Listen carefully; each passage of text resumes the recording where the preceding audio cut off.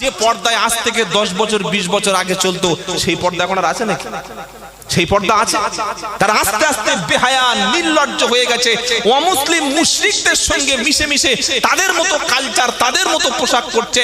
Even মুসলমান বাড়ির মেয়েরা হাই স্কুল, কলেজ, ইউনিভার্সিটি যাচ্ছে, যাওয়ার আগে উচ্চ শিক্ষিত হবে বলে যাচ্ছে, অমুসলিম ছেলের সঙ্গে প্রেম করে হোটেলে গিয়ে শরীর বিলিয়ে দিয়ে তাদের গর্ভে বাচ্চা এনে সেই বাচ্চা নষ্ট করে সতী সাধ্বী নারী কলেজে গেল উচ্চ শিক্ষা নেওয়ার জন্য, মুশরিকের সাথে জেনা করে তাদের বাচ্চা পেটে নিয়ে এই মহিলা বাচ্চা গর্ভপাত করে দিয়ে আবার একটা মুসলমানের সঙ্গে বিয়ে করছে।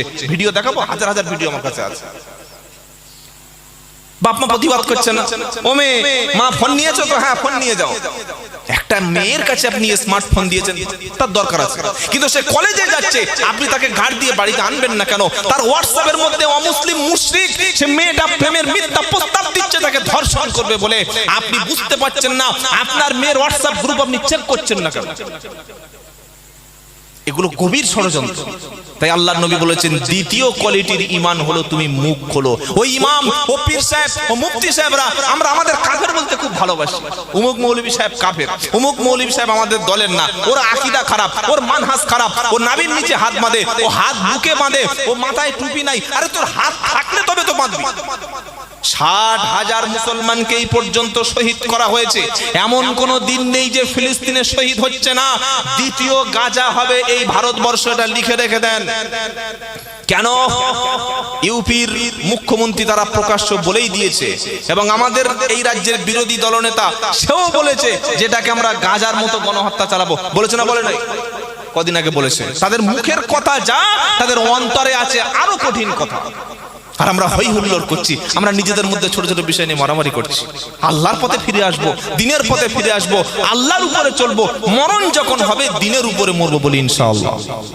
তাই আজ থেকে নিয়ত করি, প্রত্যেক দায়িত্বশীল ব্যক্তি মুসলমান আপনি মুখ খুলুন, যতটুকু শরীয়তের জ্ঞান আছে তাই দিয়ে আপনি প্রতিবাদ করুন। ইমাম যদি হক কথা বলা ছেড়ে দেয়, বক্তা যদি হক কথা বলা ছেড়ে দেয়, গার্জেন যদি হক কথা বলা ছেড়ে দেয়, আপনি বাপ, আপনি নিজে নামাজ পড়েন, আপনার পরিবারের প্রত্যেকটা ফ্যামিলি মেম্বার যারা আছে প্রত্যেকের উপরে 5 ওয়াক্ত নামাজে 5 বার বলতে হবে, বাবা নামাজ পড়ে নাও, মা নামাজ পড়ে নাও, ছেলে তুমি নামাজ পড়ো। এটা বলেন? বলেন আপনারা? বলেন? বলবো ইনশাআল্লাহ। বলেন? আমাদের সরকারের তো লোকটা মসজিদে চেয়ারে বসে নামাজ পড়ে, খুব স্ট্যান্ডার্ড লোক, মানে এত অসুস্থ চেয়ারে বসে নামাজ পড়ে। আবার ওই লোক দেখি 21শে জুলাই এত বড় একটা ঝান্ডা নিয়ে সবার আগে ওই শহীদ মিনারে যাচ্ছে। কিন্তু আশ্চর্য কথা, যে লোকটা চেয়ারে বসে নামাজ পড়ে সেখান থেকে 21শে জুলাই শহীদ দিবস পালন করতে যাচ্ছে কিভাবে, এবং হেঁটে যাচ্ছে সে। আশ্চর্য। এ হলো একটা মুসলমান, এ হলো কি মুসলমান। তাহলে আল্লাহ আপনাকে যে সুস্থ রেখেছেন, ভালো রেখেছেন, স্বাধীন আছেন। আমরা তো পরাধীন ছিলাম 1947 সাল পর্যন্ত। আপনার জীবনে আপনি পরাধীনতা কি জিনিস দেখেননি, সেটা আফগানিস্তান দেখেছে, ইরাক দেখেছে, প্যালেস্টাইন আজকের পরাধীন, এবং প্যালেস্টাইন বা ফিলিস্তিন পরাধীন মানে বিশ্বের মুসলমানরা পরাধীন। কথা কিছু বুঝতে পারছেন কি? কারণ পৃথিবীতে 3টে মসজিদ হচ্ছে শ্রেষ্ঠ মসজিদ। একটা মসজিদুল হারাম, কাবা শরীফের মসজিদ, 2 নম্বর হলো মদিনা শরীফের মসজিদ, 3 নম্বর হলো মসজিদুল আকসা বা ফিলিস্তিন। এই 3টি মসজিদে সফর করলে আপনার সওয়াব হবে, এই 3টি মসজিদে নামাজ পড়লে এক্সট্রা সওয়াব আছে। এই 3টির মধ্যে যেটা বাইতুল মুকাদ্দাস আমরা জেরুজালেমের মসজিদ, এটা এখন মুসলমানদের হাতে নাই।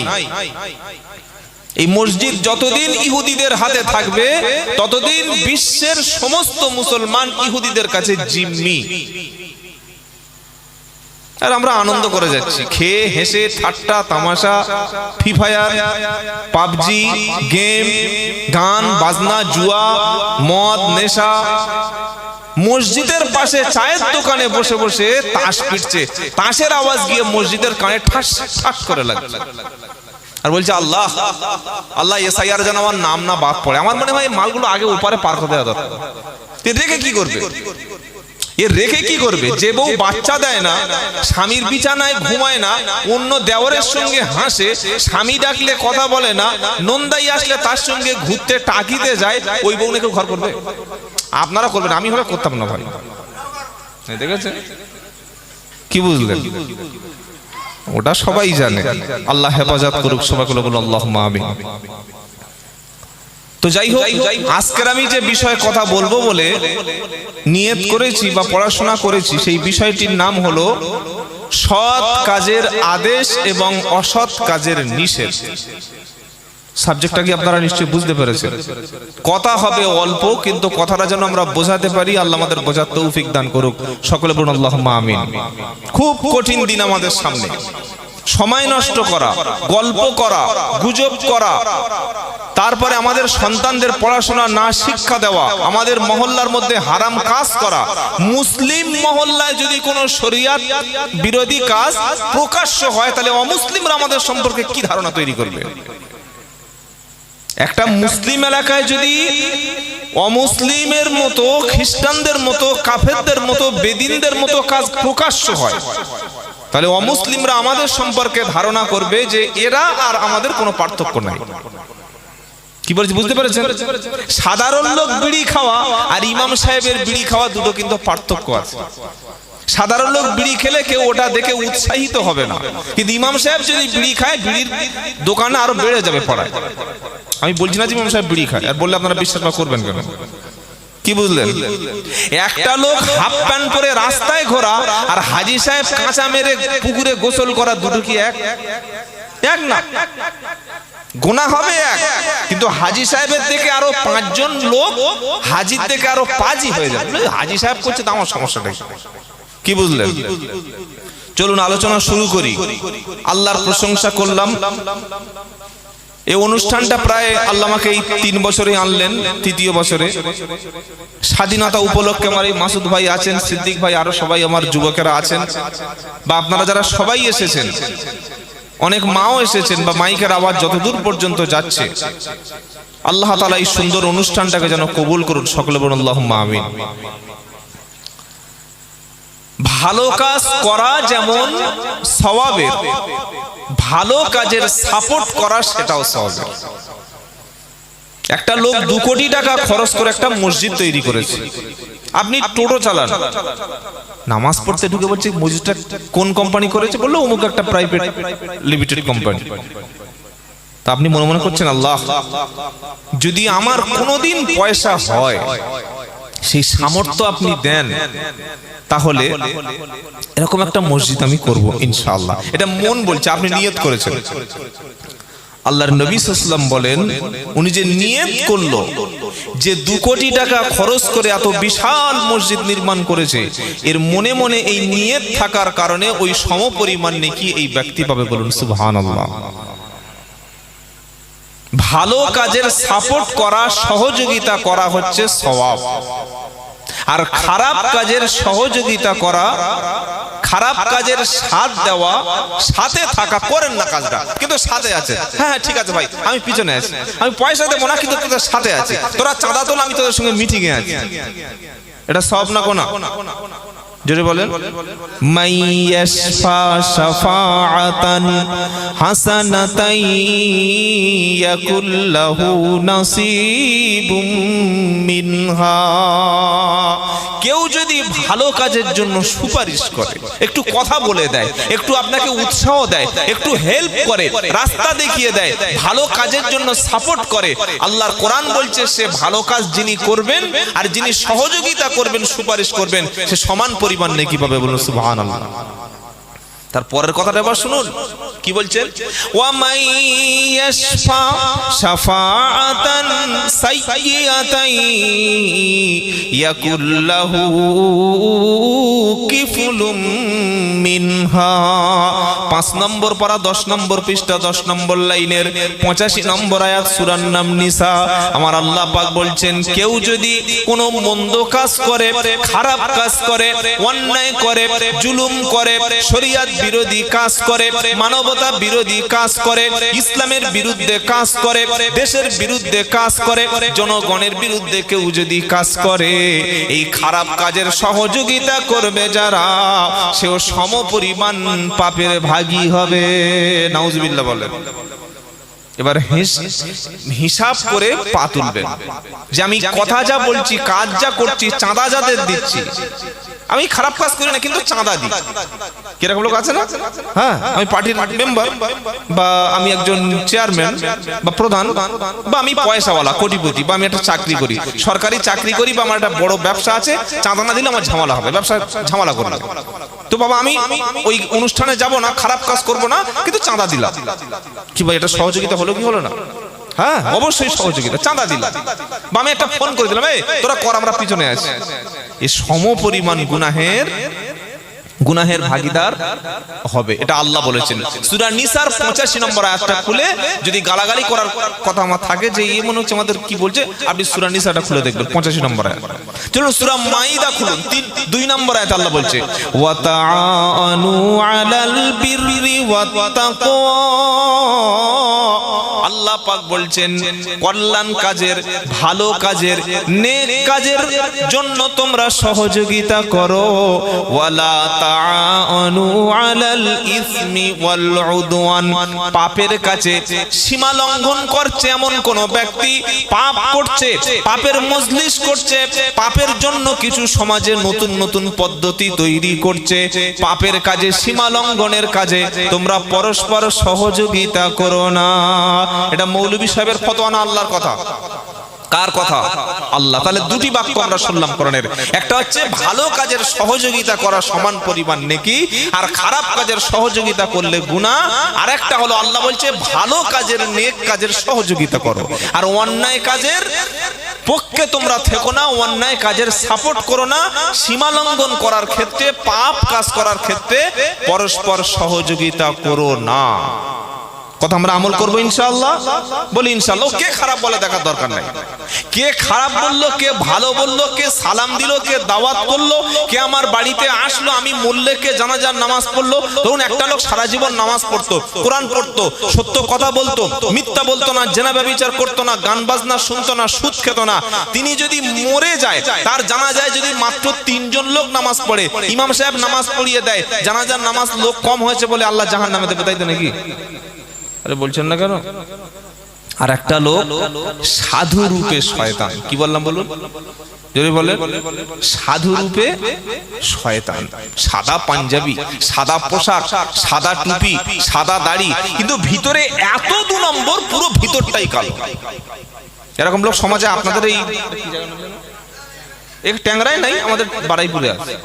কি গো, কেউ জানু আর নাই বা জানু, আমি তো জানি কত পাপী।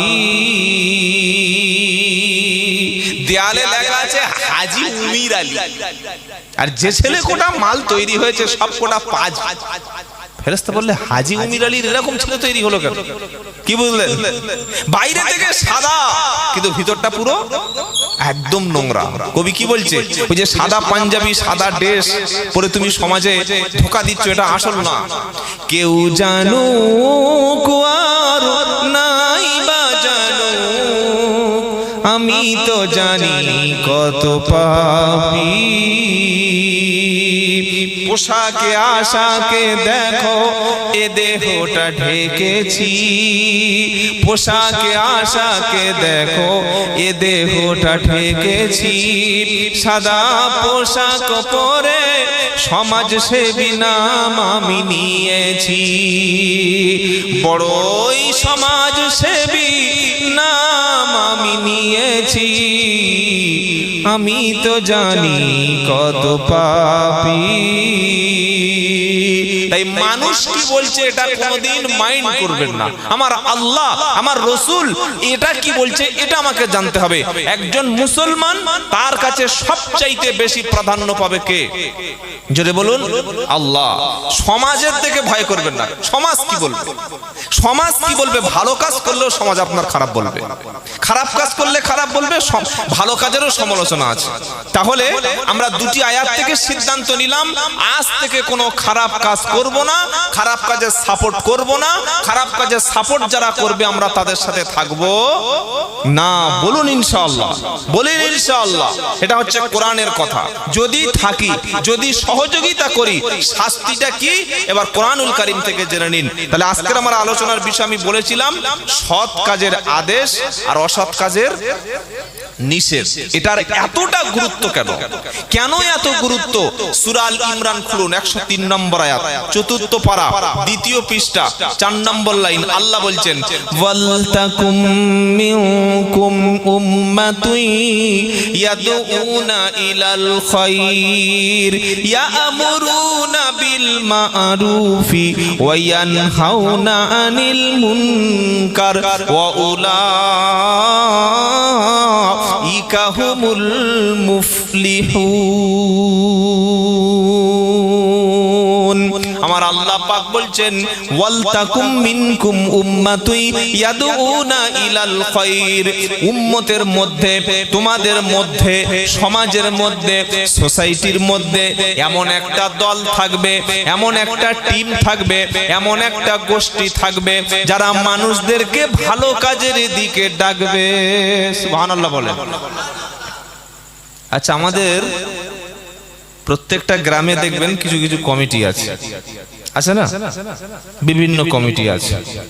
জলসা কমিটি, মিলাদ কমিটি, মসজিদ কমিটি, মাদ্রাসা কমিটি, তারপরে এখানে হয় না ফাংশন কমিটি, মেয়েদের নিয়ে নাচা বসে একটা কমিটি, চোর কমিটি, বিভিন্ন কমিটি বিভিন্ন এলাকায় আছে, এগুলো আছে। কিন্তু এরকম কমিটি যেটা আল্লাহর কথা বলছে যে তোমাদের মধ্যে একটা টিম থাকবে। আচ্ছা, ফ্যানটা একটু হালকা দিয়ে ঘুরে দিতে হবে। এমন একটা কমিটি, এমন একটা টিম থাকবে যারা শুধুমাত্র তাদের কাজ হচ্ছে মানুষকে ভালো কাজের দিকে ডাকবে। বলুন আলহামদুলিল্লাহ। আচ্ছা, এই কমিটি কি আজ পর্যন্ত তৈরি হয়েছে এলাকায় যে তাদের কাজ শুধুমাত্র আল্লাহর দিকে মানুষদেরকে ডাকবে? আল্লাহ বলছেন থাকবে, আমার উম্মতের মধ্যে থাকবে। নবী বলছেন, কোরআন কি শোনাচ্ছে? ওয়ালতাকুম মিনকুম উম্মাতুন ইয়াদউনা ইলাল খায়র ইয়া'মুরুনা বিল মারুফি ওয়া ইয়ানহাউনা আনিল মুনকার ওয়া উলাইকা হুমুল মুফলিহুন। তোমাদের মধ্যে একটা টিম থাকবে, একটা দল থাকবে, সেই দলের কাজ কি? কল্যাণের দিকে, ভালো কাজের দিকে, শরীয়তের দিকে, আল্লাহর দিকে মানুষদেরকে ডাকবে। শুধু ডাকবে না, ডাকার সাথে সাথে দুটো টার্গেট নিয়ে তারা এগিয়ে যাবে। 1 নম্বর টার্গেট, ইয়া'মুরুনা বিল মা'রুফ, তারা সৎ কাজের, ভালো কাজের আদেশ দেবে। 2 নম্বর হলো ওয়া ইয়ানহাউনা আনিল মুনকার, খারাপ কাজ, শরীয়ত বিরোধী কাজ, অসভ্য নোংরামি কাজ থেকে তারা বাধা দেবে। এই কাজ দুটি করবে যারা, আমার আল্লাহ বলছেন ওয়া উলাইকা হুমুল মুফলিহুন, তারাই হলো সফল। সুবহানাল্লাহ। তারা কি? সফল। আর আমরা কি বাবা? টাকা আছে, কারোর কাছে খারাপ হব না। জলসা কমিটির 1000 দেব, আবার নাটক কমিটির 500 দেব। বাড়ির পাশে মিলাদ হলে হাফেজ সাহেবের হাতে মুসাফা করে টাকা নেব। আবার যখন ফাংশন হবে মুখে মাস্ক জড়িয়ে গিয়ে নেংটিমের ড্যান্স পিছন থেকে দেখব। সব দিকে আছি আমরা, সব দিকে ছাতা ধরা মাল। এর নাম হচ্ছে মুনাফিক। এর নাম কি বলেন? জোরে বলেন। ঈদের নামাজে আছে, আবার দুর্গা পুজোয় আছে। কি গো শুনছেন আপনারা? মুসলমানের মেয়ার কদিন পরে দেখবেন বার হবে, বোরকা পরে দেখি বার হচ্ছে। সুবহানাল্লাহ। কোথায় যাচ্ছি রে? বললে ধর্ম যার যার উৎসব সবার। কি সুন্দর কথা, ধর্ম যার যার উৎসব সবার। তো বেঈমানি কথাবার্তা। ধর্ম যার যার উৎসব তার তার, যার যার ধর্ম উৎসব সবার তো হতে পারে না। এটা কোনোদিন ইসলামের কথা নয়, আল্লাহ রাসূলের কথা নয়, মন গড়া কথা। ধর্ম যার যার উৎসব তার তার, কথা মনে থাকবে ইনশাআল্লাহ। কোরআন তাহলে কি শোনাচ্ছে? সফল কারা? সফল হলো সেই ব্যক্তি যারা মানুষকে আল্লাহর দিকে ডাকে, সৎ কাজের আদেশ করে, অন্যায় থেকে মানুষদেরকে ফিরায়। এই আয়াতের ব্যাখ্যা তাফসিরে ইবনে কাসিরে লেখা আছে, আল্লাহ রাসূল পাক সাল্লাল্লাহু আলাইহি সাল্লাম বলে, তোমাদের মধ্যে প্রত্যেক ব্যক্তি যার কাছে যতটুকু হক আছে, যার কাছে যতটুকু ইসলামের ব্যাপারে জানা আছে, সেই ব্যক্তিটা ইসলাম সম্পর্কে মানুষের কাছে পৌঁছে দেওয়া, মানুষের কাছে সত্যটা তুলে ধরা ফরজ। আপনাকে অন্যায় থেকে বাধা দেওয়ার জন্য মুফতি ডিগ্রি লাগবে না। আপনি অন্যায় থেকে বাধা দিয়ে মানুষকে সরিয়ে আনার জন্য 3 বার হজ করতে হবে না। আপনি সমাজে অন্যায় দেখে একটা শব্দ খরচ করবেন, মুখ দিয়ে প্রতিবাদ করবেন, এর জন্য আপনাকে পীর সাহেব হতে হবে না, কারি সাহেব হতে হবে না, সুফি সাহেব হতে হবে না, হাফেজ হতে হবে না। খালি শুধু ভিতরে একটু সামান্য ঈমান থাকলেই হবে ইনশাআল্লাহ। বলেন, যার কাছে যতটুকু সত্য আছে, যতটুকু হক আছে, সেইটুকু দিয়ে অন্যায়ের প্রতিবাদ করবেন, তবে আপনি ঈমানদার ইনশাআল্লাহ। বলেন, এবার এই যে বললাম অন্যায় থেকে প্রতিবাদ করবেন, হকের পথে থাকবেন, আল্লাহর নবীর একটা হাদিস শুনুন। কার ভিতরে কত ঈমান আছে ওটা থার্মোমিটারে কোনোদিন ধরা পড়বে না। পড়বে নাকি? ব্লাড টেস্ট করলে ধরা পড়বে না। ব্লাড টেস্ট করলে রক্তের মধ্যে গ্রুপ কি আছে ধরা পড়বে, ব্লাড ক্যান্সার আছে কি ধরা পড়বে, সুগার আছে কি ধরা পড়বে, বিপি কতটা আছে ধরা পড়বে, রক্তের মধ্যে কি আছে সব ধরা পড়বে, ডেঙ্গু আছে কিনা ধরা পড়বে, ম্যালেরিয়া আছে কিনা ধরা পড়বে। ব্লাড টেস্ট করলে ঈমান কতটা আছে ধরা পড়বে। যদি বলেন সুগার কতটা আছে ধরা পড়বে, কিন্তু ঈমান কতটা আছে ধরা পড়বে না। ঈমান মাপার জন্য একটা হাদিস নবী সাল্লাল্লাহু আলাইহি ওয়াসাল্লাম বলেছেন। আল্লাহর নবী বলেন, মান রা মিনকুম মুনকারা ফালিউগাইর বিয়াদিহি ফাইল্লাম ইয়াস্তাতি ফাবিলিসানিহি ফাইল্লাম ইয়াস্তাতি ফাবিকলবিহি যালিকা আযাফুল ঈমান। ঈমান কার কতটা আছে হাদিসটা বললে জলের মতো ক্লিয়ার হবে। ঈমান আছে কিনা এখনই সবার ধরা পড়ে যাবে। তাহলে বলি ইনশাআল্লাহ, মেপে দেখবো ইনশাআল্লাহ। প্রত্যেকে মাপুন হাদিসটা সামনে রেখে। আল্লাহর নবী সাল্লাল্লাহু আলাইহি ওয়াসাল্লাম বলেন, তোমাদের মধ্যে যখন শরীয়ত বিরোধী, ঈমান বিরোধী, সুন্নাত বিরোধী, ইসলাম বিরোধী কোন কাজ যখন তোমাদের সামনে হবে, ফাইল মান রা মিনকুম মুনকারা ফালিউগাইর বিয়াদিহি, শরীয়ত বিরোধী কাজ দেখলে আগে তোমরা হাত দিয়ে প্রথমে রুখে দেবে, ক্ষমতা দিয়ে, হাত দিয়ে, শক্তি দিয়ে রুখে দেবে। এটা হলো ফার্স্ট ক্লাস ঈমানদার। সুবহানাল্লাহ। এখন বলবেন না সকালে বলবেন? কি বলছেন? জোরে বলুন না সুবহানাল্লাহ। ক্ষমতা দিয়ে, হাত দিয়ে রুখে দেয় যারা, ফার্স্ট ক্লাস ঈমানদার হলো তারা। আমার ক্ষমতা নাই, কারণ আমি পাড়ায় একা, আমি ইমাম, আমি মসজিদ কমিটি, আমার সবার নিয়ে চলতে হয়। এরকম লোক আছে না? দুর্বল শ্রেণী। কি বুঝলেন? মান রা মিনকুম মুনকারা ফাইল্লাম ইয়াস্তাতি মান রা মিনকুম মুনকারা ফালিউগাইর বিয়াদিহি। সমাজ বিরোধী কাজ দেখে আগে তুমি হাত দিয়ে রুখে দাও।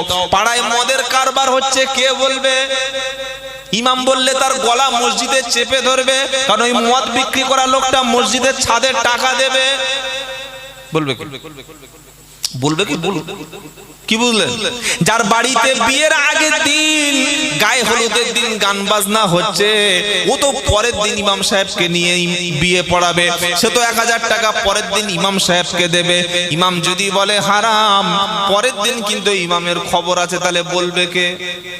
কে বলবে?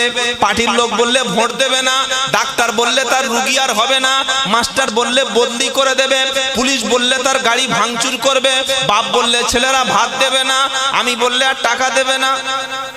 তো বলবে বলুন কে বলবে? এবার ঈমানটা মেপে দেখুন। আল্লাহর নবী সাল্লাল্লাহু আলাইহি সাল্লাম বলেন, শরীয়ত বিরোধী অন্যায় দেখলে আগে তুমি ক্ষমতা দিয়ে, পাওয়ার দিয়ে তুমি সেটা রুখে দাও। রুখে দেবে যারা, তারাই হলো 1 নম্বর ঈমানওয়ালা। সুবহানাল্লাহ বলেন। এরকম লোক সমাজে কিছু তৈরি হতে হবে। অন্যায় হলে একা হলেও আমি রুখে দেবো বলি ইনশাআল্লাহ। নবী বলেন ফাইল্লাম ইয়াস্তাতি, যদি অন্যায়কে ক্ষমতা দিয়ে রুখে দেওয়ার ক্ষমতা যদি তোমার না হয়, তাহলে অন্তত তুমি ফালিউগাইর বিয়াদিহি ফাইল্লাম ইয়াস্তাতি ফাবি লিসানিহি, হাত দিয়ে যদি বন্ধ করতে না পারো, কমপক্ষে মুখটা এবার চালাও। মুখটা এবার চালাও। চায়ের দোকানে মুসলমান সন্ধ্যার পর থেকে বসে বসে গীবত করে, পরনিন্দা করে, পরচর্চা করে, জুয়াও চলে, নেশাও চলে, বিড়িও খায়, খৈনিও খায়, গাঁজাও খায়, তাসও খেলে, আবার সমালোচনা হয়। 1 কাপ চা খেতে মুসলমানের 1 ঘন্টা সময় লাগে। এই মুসলমানকে সূরা ফাতিহা পড়তে বলুন, তখন বলবে আমি জানি না। জানাজার নামাজের নিয়ম জিজ্ঞাসা করুন, জানি না। মাটি দেওয়ার দোয়া জিজ্ঞাসা করুন, তখন বলি জানি না। আচ্ছা ভাই জানি না, এটা আমাদের অপদার্থতা, অযোগ্যতা। কিন্তু মসজিদে মাগরিবের নামাজের পরে ইমাম সাহেবের কাছে বসে একটু শিখে নাও, সেটাও শেখার সময় নাই। 80 বছর বয়স হয়ে গেছে, এখনো 1 ইঞ্চি দাড়ি মুখে বার হয়নি। মসজিদে মাগরিবের পরে কোরআন শিখতে বললে সময় হয় না, আর চায়ের দোকানে বসে লুঙ্গি ছিঁড়ে যাচ্ছে, তাও মাল ওঠে না। লুঙ্গি জেপটে গেছে, কখন লুঙ্গি খুলে পড়ে গেছে হুঁশ নাই। ওই চায়ের দোকানে যে বাঁশের যে চেরিগুলো থাকে না, ওদের পিরেক থাকে, দেখবে পিরেক লেগে এতটা ফেটে গেছে।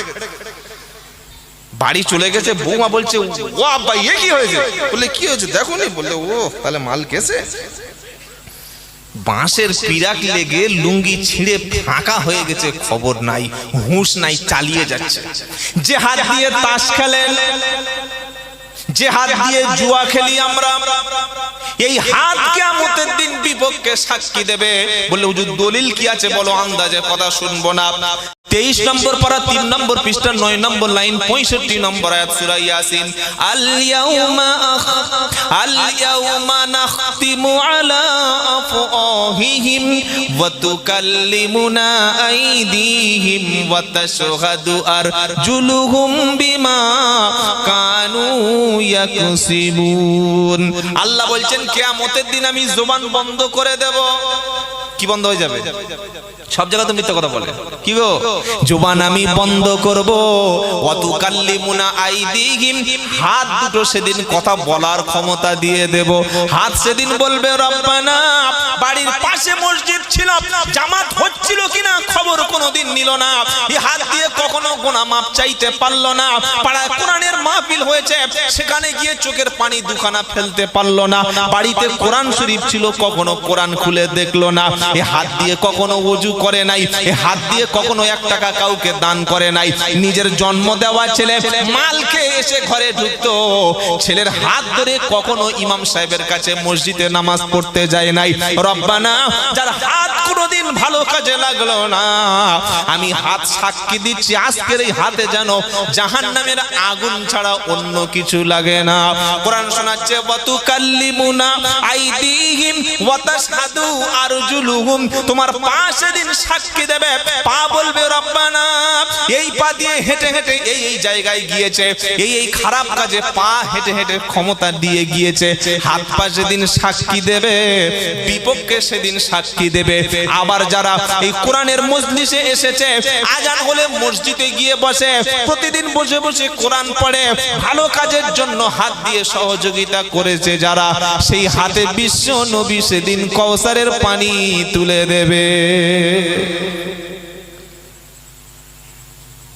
সারা জীবন যে হাত দিয়ে আমি খারাপ কাজ করলাম, এই হাতটা কি সত্যি ডান হাতে আমলনামা পাওয়ার উপযুক্ত হাত?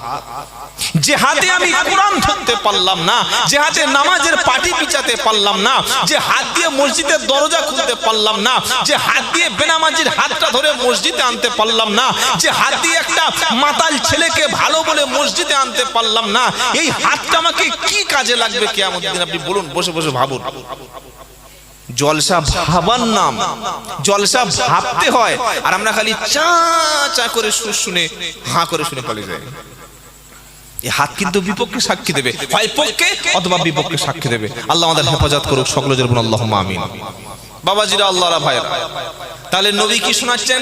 ফার্স্ট ক্লাস ইমানদার হলো সেই ব্যক্তি যে ব্যক্তি হাত দিয়ে ক্ষমতা চালিয়ে অন্যায় রুখে দেয়। হাত দিয়ে ক্ষমতা দিয়ে যদি অন্যায় না রুখতে পারো, নবী বলেন ফাইল্লাম ইয়াস্তাতি ফাবি লিসানিহি, হাত চালানোর মতো ক্ষমতা না থাকলে কমপক্ষে তুমি মুখ খোলো। কি করো? জোরে বলে। সবাই অন্যায় করছে, কেউ কিছু বলে না। আমি যদি বলি কি হবে? কি হবে বলবো? আরে মরি তো, সেই তো মরণ একদিন হবে। হবে কি হবে না? আরে ভাই আপনি তো মরবেন, আমি তো মরবো। কুল্লু নাফসিন দাইকাতুল মাউত, জন্ম নিয়েছে যে মরণের স্বাদ গ্রহণ করবে সে, হয় ক্যান্সারে, নয় টাইফয়েডে, নয় রোড অ্যাক্সিডেন্টে, কিংবা বিভিন্ন কঠিন রোগে, মরণ তো হবেই হবে। আমি যদি অন্যায়ের প্রতিবাদ করে সত্যের জন্য, দিনের জন্য জীবন দিতে পারি, ওটা জীবন দেওয়া না, ওটার নাম হলো শহীদ।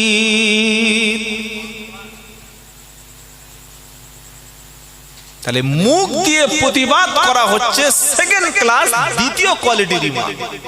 আর এই মুখ দিয়ে বর্তমান প্রতিবাদ করার দরকার সবচাইতে বেশি হাক্কানি আলেমদের।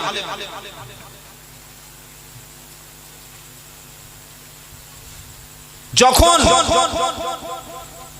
1 জানুয়ারি আসে, 31st নাইট ডে আসে, মহল্লার মধ্যে গান বাজনা শুরু হয়, ডিজে বক্স চলে আসে মুসলিম মহল্লায়, তখন ইমাম সাহেবগুলো মুখে একটা ব্ল্যাক টেপ মেরে তখন দোয়া বলতে থাকে। সে সময় কিসের ফজিলত শোনাচ্ছে? বাবা, মসজিদে এসে চুপচাপ বসে থাকতে হয়। সেই সময় এই বক্তব্য চলছে। মাঘ মাসের শীতে গরমের বক্তব্য চলছে। এই হচ্ছে আমাদের অবস্থা। যখন আজকের বাঙালি জাতিকে নিধন করার ষড়যন্ত্র চলছে, আমরা যে 10 কোটি বাঙালি এই বাংলায় বাস করি, বাংলা কথা বলি বলে আমাকে ছুড়ে বাংলাদেশে ফেলে দেওয়া হচ্ছে। আমরা ইমাম যারা, আমরা সাধারণ ব্যক্তি যারা, কিংবা যাদের মুখে ক্ষমতা আছে, যারা কথা বললে 5 জন মানুষ শুনবে, তাদের তো উচিত মানুষকে সচেতন করা। সেই বিষয়ে কোনো বক্তব্য আমাদের নাই। আমি ইমাম যদি জুমার দিন সুদের বিরুদ্ধে কথা বলি, আমার কথা শুনে অন্তত একটা মানুষ তো সুদ ছেড়ে দিতে পারে, একজন মানুষ তো মদ ছেড়ে দিতে পারে, একজন মানুষ তো জেনার রাস্তা থেকে ফিরে আসতে পারে। আমি বলবো না চাকরি বাঁচানোর জন্য, আমার জলসা দাওয়াত যাতে না ঘাটা পড়ে, আমি পীর সাহেব পীরের দরবারে বসে গদ্দিনসীন পীর হয়ে লক্ষ লক্ষ মুরিদের টাকায় দামি দামি গাড়ি চড়বো, সপরিবার নিয়ে হজে যাব, মানুষদের মুরিদ পাকড়ি ফেলে ফেলে বায়াত করে মুরিদ বানাবো। আমার মুরিদ বেনামাজি থাকবে, আমার মুরিদ সুদ খাবে, আমার মুরিদ ঘুষ খাবে, আমার মুরিদ জেনা করবে, আমার মুরিদের ছেলে কোরআন পড়তে পারবে না, আমি মুখে প্রতিবাদ করবো না, তাহলে হাদিয়া তোহবা মুসাফা দেবে না। তাহলে আমি তো ফার্স্ট ক্লাস ইমান আমার নাই, আমার সেকেন্ড ক্লাস ইমান তাও আমার নাই। সেজন্য বন্ধু, যার যতটুকু ক্ষমতা মুখ দিয়ে প্রতিবাদ করবেন, একা হলেও অন্যায়ের বিরুদ্ধে রুখে দাঁড়াবেন বলে ইনশাআল্লাহ। আজকের প্রতিবাদ নেই বলে এই অবস্থা সমাজে। মাস্টার হাতে চাবুক নাই, প্রতিবাদ করার ক্ষমতা মাস্টার মশাইয়ের নাই। ইমাম সাহেব কত আগেই ইমাম সাহেব কথা বলা মসজিদ থেকে বন্ধ করে দিয়েছে। মসজিদের পাশে জুয়া চলছে, মসজিদ মহল্লার মধ্যে গান বাজনা প্রকাশ্য চলছে, মসজিদ মহল্লার মধ্যে সুদের এই যারা মহিলা সমিতি করে, বন্ধন অফিসার, আমার মাগুলি যে পর্দায় আজ থেকে 10 বছর 20 বছর আগে চলতো, সেই পর্দা এখন আর আছে নাকি? সেই পর্দা আছে? তারা আস্তে আস্তে বেহায়া নির্লজ্জ হয়ে গেছে, অমুসলিম মুশরিকদের সঙ্গে মিশে মিশে তাদের মতো কালচার, তাদের মতো পোশাক করছে। ইভেন মুসলমান বাড়ির মেয়েরা হাই স্কুল, কলেজ, ইউনিভার্সিটি যাচ্ছে, যাওয়ার আগে উচ্চ শিক্ষিত হবে বলে যাচ্ছে, অমুসলিম ছেলের সঙ্গে প্রেম করে হোটেলে গিয়ে শরীর বিলিয়ে দিয়ে তাদের গর্ভে বাচ্চা এনে সেই বাচ্চা নষ্ট করে সতী সাধ্বী নারী কলেজে গেল উচ্চ শিক্ষা নেওয়ার জন্য, মুশরিকের সাথে জেনা করে তাদের বাচ্চা পেটে নিয়ে এই মহিলা বাচ্চা গর্ভপাত করে দিয়ে আবার একটা মুসলমানের সঙ্গে বিয়ে করছে। ভিডিও দেখাবো, হাজার হাজার ভিডিও আমার কাছে আছে। বাপ মা প্রতিবাদ করছে না, ও মেয়ে মা ফোন নিয়েছো তো? হ্যাঁ ফোন নিয়ে যাও। একটা মেয়ের কাছে আপনি স্মার্টফোন দিয়েছেন, তার দরকার আছে, কিন্তু সে কলেজে যাচ্ছে, আপনি তাকে গাড়ি দিয়ে বাড়িতে আনবেন না কেন? তার হোয়াটসঅ্যাপের মধ্যে অমুসলিম মুশরিক সে মেয়েটা প্রেমের মিথ্যা প্রস্তাব দিচ্ছে, তাকে ধর্ষণ করবে বলে আপনি বুঝতে পারছেন না, আপনার মেয়ের হোয়াটসঅ্যাপ গ্রুপ আপনি চেক করছেন না কেন? এগুলো গভীর ষড়যন্ত্র। তাই আল্লাহর নবী বলেছেন দ্বিতীয় কোয়ালিটির ঈমান হলো তুমি মুখ খোলো। ওই ইমাম ও পীর সাহেব ও মুফতি সাহেবরা আমরা আমাদের কাফের বলতে খুব ভালোবাসি। অমুক মৌলভী সাহেব কাফের, অমুক মৌলভী সাহেব আমাদের দলের না, ওর আকীদা খারাপ, ওর মানহাজ খারাপ, ও নাভির নিচে হাত বাঁধে, ও হাত বুকে বাঁধে, ও মাথায় টুপি নাই। আরে তোর হাত থাকলে তবে তো বাঁধবি। 60,000 মুসলমানকে এই পর্যন্ত শহীদ করা হয়েছে, এমন কোন দিন নেই যে ফিলিস্তিনে শহীদ হচ্ছে না। দ্বিতীয় গাজা হবে এই ভারতবর্ষ, এটা লিখে রেখে দেন। কেন? ইউপির মুখ্যমন্ত্রী তারা প্রকাশ্য বলেই দিয়েছে, এবং আমাদের এই রাজ্যের বিরোধী দলনেতা সেও বলেছে যেটাকে আমরা গাজার মতো গণহত্যা চালাবো। বলেছে না? বলে নাই? কদিন আগে বলেছে। তাদের মুখের কথা যা, তাদের অন্তরে আছে আরো কঠিন কথা। আর আমরা হই হুল্লোড় করছি, আমরা নিজেদের মধ্যে ছোট ছোট বিষয় নিয়ে মারামারি করছি। আল্লাহর পথে ফিরে আসব, দিনের পথে ফিরে আসব, আল্লাহর উপরে চলবো, মরণ যখন হবে দিনের উপরে মরবো বলি ইনশাআল্লাহ। তাই আজ থেকে নিয়ত করি, প্রত্যেক দায়িত্বশীল ব্যক্তি মুসলমান আপনি মুখ খুলুন, যতটুকু শরীয়তের জ্ঞান আছে তাই দিয়ে আপনি প্রতিবাদ করুন। ইমাম যদি হক কথা বলা ছেড়ে দেয়, বক্তা যদি হক কথা বলা ছেড়ে দেয়, গার্জেন যদি হক কথা বলা ছেড়ে দেয়, আপনি বাপ, আপনি নিজে নামাজ পড়েন, আপনার পরিবারের প্রত্যেকটা ফ্যামিলি মেম্বার যারা আছে প্রত্যেকের উপরে 5 ওয়াক্ত নামাজে 5 বার বলতে হবে, বাবা নামাজ পড়ে নাও, মা নামাজ পড়ে নাও, ছেলে তুমি নামাজ পড়ো। এটা বলেন? বলেন? আপনারা বলেন? বলবো ইনশাআল্লাহ। বলেন। কোরআন বলছে ওয়া আমরু আহলাকা বিসসালাতি ওয়াসতাবির আলাইহা লা নাসআলুকা রিজকা নাহনু নারযুকুকা ওয়াল আকিবাতু লিত্তাকওয়া। 16 নম্বর পারা 20 নম্বর পৃষ্ঠা 13 নম্বর লাইন 132 নম্বর আয়াত সূরার নাম তাহা। আল্লাহ বলছেন ওয়া আমরু আহলাকা বিসসালাতি ওয়াসতাবির আলাইহা। হে আমার প্রিয় নবী, আপনি নিশ্চয়ই ভালো আমুর আহলাকা বিসসালাত, আপনার পরিবারকে, আপনার ফ্যামিলিতে যারা আছে আপনি তাদের নামাজের নির্দেশ দান করুন, আর আপনি নামাজের উপরে, ধৈর্যের উপরে অবিচল থাকুন। আমি আপনার কাছে রুজি চাই না, বরং আমি আল্লাহ আপনার রুজি দান করে থাকি। নামাজের নির্দেশ প্রত্যেকটা ফ্যামিলিতে বাপ দেবেন, মা দেবেন। আমাদের ভাইদের সঙ্গে দেখা হলে চলো ভাই মসজিদে যাই, আজকের মসজিদগুলো কানা হয়ে যাচ্ছে। স্পেন বলে একটা দেশ আছে না? স্পেন জানেন না? এই স্পেনে মুসলমানেরা তারিক বিন জিয়াদের নেতৃত্বে যখন স্পেন বিজয় হলো 712 খ্রিস্টাব্দ থেকে 1498 খ্রিস্টাব্দ পর্যন্ত এই 800 বছর স্পেনের রাজত্ব করেছে, ক্ষমতায় ছিল মুসলমানেরা। একদিন, দুদিন, 3 দিন নয়, 800 বছর। অবাক হয়ে যাবেন, স্পেনের কর্ডোবাতে সবচাইতে বড় যে মসজিদটা ছিল, সেই মসজিদে একসঙ্গে প্রায় 30,000-এর বেশি মানুষ নামাজ পড়তে পারে। বলুন আলহামদুলিল্লাহ। আপনি কালকের স্পেন সফর করুন, কর্ডোবাতে যান, সেই মসজিদের মধ্যে গিয়ে দেখবেন মেম্বার আছে, মেহরাব আছে, মিনার আছে, কিন্তু কোরআন নাই, নামাজ নাই, আজান নাই। সেখানে কি হচ্ছে? শত শত যিশু খ্রিস্টের মূর্তি দিয়ে ভরা। এটা একদিন দুদিনে হয়নি। যে স্পেনে 800 বছর মুসলমানরা ক্ষমতায় ছিল, সেই স্পেনটা আজকের খ্রিস্টানেরা দখল করে নিয়ে, যেদিন স্পেনে মুসলমানদের পতন হয়, কেন পতন হলো তার মধ্যে একটা কারণ, মুসলমানরা আল্লাহর মসজিদ ছেড়েছিল, কোরআন ছেড়ে দিয়েছিল, সন্তানদের দ্বীন ইসলাম শিক্ষা দেওয়া বাদ দিয়ে সন্তানদের গান বাজনাকে বেশি ট্রেনিং দিয়েছিল। ইমাম সাহেবকে 100 টাকা দিতে কষ্ট হয় কোরআন শেখানোর জন্য, সেই মুসলমানের ছেলে গানের প্র্যাকটিস করানোর জন্য, ড্রয়িং করানোর জন্য, আঁকা শেখানোর জন্য 500 টাকা পকেট থেকে বার হয়। কি ভাই, আল্লাহ কেন স্পেনের মতো আমাদের বিপদ আনবে না? যেদিন স্পেনে মুসলমানদের পতন হয়, রানী ইসাবেলা এবং রাজা ফার্দিনান্দ দুজনে এক হয়ে স্পেনে মুসলমানদেরকে হত্যা করার জন্য ষড়যন্ত্র করলো। মুসলমানদের বলা হলো, ও মুসলমানরা, তোমরা যদি বাঁচতে চাও 3টে রাস্তা আছে। জোরে বলেন কটা? খ্রিস্টান বাদশারা তারা ঘিরে ফেলেছে স্পেন, মুসলমানদেরকে গণহত্যা করে দেবে। তখন মুসলমানরা গানের মধ্যে বাজনার মধ্যে লিপ্ত ছিল। তারা ঘোষণা করলো, বাঁচতে যদি চাও স্পেনের কর্ডোবা মসজিদে প্রবেশ করো। যত ব্যক্তি আছে, পুরুষ আছে, যারা মসজিদে প্রবেশ করবে তারা সব বেঁচে যাবে। পুরুষেরা বাঁচার জন্য মসজিদে হুড় করে ঢুকে গেল। 30 থেকে 40,000 পুরুষ মসজিদে প্রবেশ করলো। আর নারী এবং শিশুদের বলল, তোমরা বাঁচতে যদি চাও তোমাদেরকে মরক্কোতে পৌঁছে দেওয়া হবে। শত শত জাহাজ অপেক্ষা করছে, জাহাজে নারীরা শিশুদের নিয়ে উঠে পড়ো। বাঁচতে যদি চাও, আমরা সাম্রাজ্য দখল করেছি। মুসলমান পুরুষগুলি মসজিদে ঢুকে গেল। নারী আর ছোট ছোট শিশুগুলি সব জাহাজে উঠে গেল। আগে থেকে জাহাজগুলো ছিদ্র করে তলাশা ভেঙে রেখে দিয়েছিল। জাহাজটা একটু যাওয়ার পরে সব নারী আর পুরুষ ডুবে গেল। আর মসজিদের মধ্যে 40,000 পুরুষকে আগুন দিয়ে স্পেনের কর্ডোবাতে জ্বালিয়ে পুড়িয়ে ছাই করে দেওয়া হলো। 40,000 মসজিদের মুসাল্লি মুসলমানদের।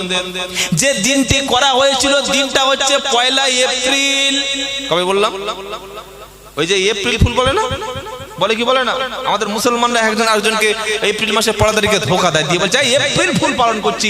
ওরে মুসলমান, যখন মুসলমানদের মসজিদে পুড়িয়ে ছাই করে দেওয়া হয়েছিল, নারী আর শিশুদের স্পেনের কর্ডোবার মসজিদ থেকে নারী আর শিশুদের যখন সমুদ্রে ডুবে মেরে দেওয়া হয়েছিল, একটাও জাহাজ সাহায্যের জন্য আসেনি। তখন রানী ইসাবেলা, রাজা ফার্ডিনান্ড হাসছিল আর বলছিল, ও মুসলমান, তোমরা কত বোকা দেখো, মসজিদে আসতে বলেছি তোমরা ঢুকে গেছো, সব পুড়িয়ে শেষ করে দিলাম, তোমরাই তো বোকা, তোমরাই বোকা জাতি। তাই 1 এপ্রিল এত বড় ধোঁকা দেওয়া হয়েছিল বলে, মুসলমানদের শেষ করে দেওয়া হয়েছিল বলে এই দিনটা আজও পর্যন্ত এপ্রিল ফুল হিসাবে বিবেচিত। কথা বুঝেছেন বাবাজি? আজকের আমাদের দেশে বাবরি ভাঙা হয়েছে, জ্ঞানব্যাপী নামাজ বন্ধ করা হয়েছে। আপনারা দেখে আসবেন, কলকাতায় শত শত মসজিদ বন্ধ হয়ে যাচ্ছে। আমাদের গ্রামে এমনও মসজিদ আছে আজান হয় কিন্তু নামাজ হয় না। এর জন্য দায়ী কে? অমুসলিমরা, খ্রিস্টানেরা, হিন্দুরা, ইহুদিরা। তার জন্য দায়ী আমি, আমার পরিবার, আমার সোসাইটি, আমার সমাজ। আমি প্রত্যেকের হাত ধরে বলবো, ভাই তুমি যাই করো না কেন, তুমি মুসলমানের ছেলে, আজান হলে মসজিদে যাবে। বলো ইনশাআল্লাহ, বলো ইনশাআল্লাহ। কার কতটা ঈমান আছে বোঝার জন্য হাদিস বলেছি। নবী বললে, অন্যায় দেখলে হাত দিয়ে প্রতিবাদ করবে। হাত দিয়ে প্রতিবাদ করার ক্ষমতা যদি না থাকে, কমপক্ষে তুমি মুখ দিয়ে প্রতিবাদ করবে। মুখ দিয়ে প্রতিবাদ করার মতো ঈমান যদি তোমার না থাকে, ফাইল্লাম ইয়াস্তাতি ফাবি কলবিহি, কমপক্ষে তুমি অন্তর থেকে ঘৃণা করবে যে ভাই তুমি এই কাজটা যদি না ছাড়ো, তোমার সাথে আমার কোনো সম্পর্ক নাই। এই কাজ যদি করো, আমি তোমার বাড়িতে যাব না। এই কাজ যদি তুমি করো, আমি তুমি মরে গেলে জানাজার নামাজ পড়বো না। এই কাজের সঙ্গে যদি তুমি ইনভলভ থাকো, তোমার সঙ্গে আমার কোনো সম্পর্ক নাই। আল্লাহর নবী বলেন, শরীয়ত বিরোধী কাজ দেখলে এই 3টি স্টেপ সমাজ গ্রহণ করবে। 1 নম্বর, হাত দিয়ে প্রতিবাদ করবে, ক্ষমতা দিয়ে বন্ধ করবে। সেটা ফার্স্ট ক্লাস ঈমান, সবচাইতে বড় ঈমানদার। এটা ক্ষমতা যদি না হয়, অন্তত মুখ দিয়ে প্রতিবাদ করে দূরে সরে আসবে। এটা 2 নম্বর ঈমানদার। 3 নম্বর কোয়ালিটির ঈমান হলো, অন্যায় দেখলে, জুলুম দেখলে অন্তত কমপক্ষে অন্তর থেকে ঘৃণা করে সমাজে তাকে কোণঠাসা করে দেবে। আল্লাহর নবী বলেন, অন্তর থেকে ঘৃণা করা হলো দালিকা আদওয়াফুল ঈমান, এটাই হলো সবচাইতে দুর্বল ঈমান। মুসলিম শরীফের হাদিসে হযরত আবু হুরায়রা রাদিয়াল্লাহু তাআলা আনহু বলেন, অন্যায় দেখে যদি কেউ হাত না চালায়, মুখ দিয়ে প্রতিবাদ না করে, অন্তত অন্তর থেকে ঘৃণা না করে, আল্লাহর নবী বলেন সরিষার দানা পরিমাণ ঈমান তার বাকি নাই। তাহলে এবার দোয়া করে দিই নাকি? আর কি বলবো? কিছু বলার আছে? আরো ফের বলতে হবে? আল্লাহর নবী বলছেন, তুমি যে অন্তর থেকে ঘৃণা করছো না, জামাই লটারির টিকিট বিক্রি করে, শ্বশুর বলছে আমার জামাই একটা অফিসার। বলে কি অফিসার রে? বলে লটারির টিকিট বিক্রি করে। আরে রাজ্য সরকার অনুমোদিত ডিআর লটারি, ডিআর 1 crore যেটা হয় এটা তো সরকার ট্যাক্স পায়, সেই লটারি তোমার জামাই বিক্রি করে। তুমি মেয়ে তার কাছে দিয়েছো, জানার পরেও তুমি তার বাড়িতে খাচ্ছ, ওই জামাই তোমার বাড়িতে এসে সালাম দিচ্ছে, তার সঙ্গে তোমার দহরম মহরম আছে। এবার তুমি বলছো আমি ঈমানওয়ালা। হ্যাঁ, এরপরে তুমি বলছি ঈমানওয়ালা, তুমি মুসলমান, মুখে দাড়ি রেখেছো, মাথায় টুপি পরেছো, দেখছো চায়ের দোকানে গান চলছে, দেখছো চায়ের দোকানে তাস খেলছে, দেখছো চায়ের দোকানে বসে বসে গীবত হচ্ছে, পরচর্চা পরনিন্দা হচ্ছে, তুমি সেখানে সুশীল করে চা খাচ্ছ আর দাড়ি বড় বড় দাড়ি রেখে ফিলিস্তিন সব 5টা লোক মরে গেল রে, বিহারে 60 লাখ ভোটার বাদ গেল রে, বাংলা মানুষ এসআইআর হবে রে। ফেরেশতারা তোমার বসিয়ে বসে খাওয়াবে? মুখে দাড়ি রেখে সিগারেটে ফুঁ দিচ্ছে আর বলছে ফিলিস্তিনের মুসলমান মানুষ। আমার মতো ছাগল আর পৃথিবীতে একটাও আছে নাকি? আল্লাহর নবী বলছেন অন্যায় দেখে কমপক্ষে ঘৃণা করো, ঘৃণাটুকু জন্মাক। আর মুসলমানের মধ্যে হারাম দেখে ঘৃণা জন্মায় না। ছি ছি, সুদ দেখে ঘৃণা নাই, জেনা ব্যভিচার দেখে ঘৃণা করে না। বলছে ও করছে করুক না, অত কিছু দেখতে গেলে হয়? এটা আমরা বলছি। তাই পাপের কাজে সহযোগিতা করা পাপের মতো, পাপ করলে যেমন পাপ হয়, পাপের কাজে সহযোগিতা করা সমপরিমাণ পাপ। বলে দলিল, নবীর নাম হলো হযরতে লূত আলাইহিস সালাম। কোরআন, কোরআনে সব আছে, ইতিহাসও কোরআনে আছে। সুবহানাল্লাহ। লূত নবীর জামানায় সবচাইতে মারাত্মক যে গুনাহ শুরু হলো সেটা হচ্ছে হোমোসেক্স, অর্থাৎ পুরুষ পুরুষকে, নারী নারীর সঙ্গে তারা শারীরিক সম্পর্ক করতে বলো। নাউজুবিল্লাহ। আমাদের দেশে সুপ্রিম কোর্ট সে রায় দিয়েছে, এতে কোনো অসুবিধা নাই।